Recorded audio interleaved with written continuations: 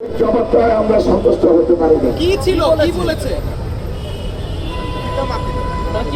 যে আমি এইটুকুই বলতে চাচ্ছি, অনেক কথাই হয়েছে, কিন্তু তাদের কথায় আমরা সন্তুষ্ট হতে পারি না।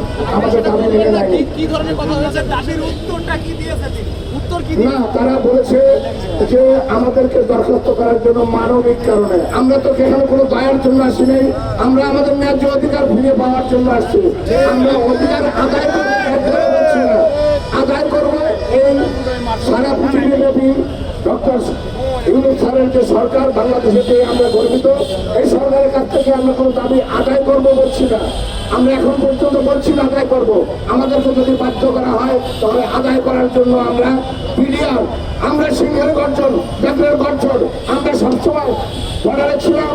যুদ্ধ সম্মুখ যুদ্ধ কিভাবে করতে আমরা জানি, জীবন দিতে জানি।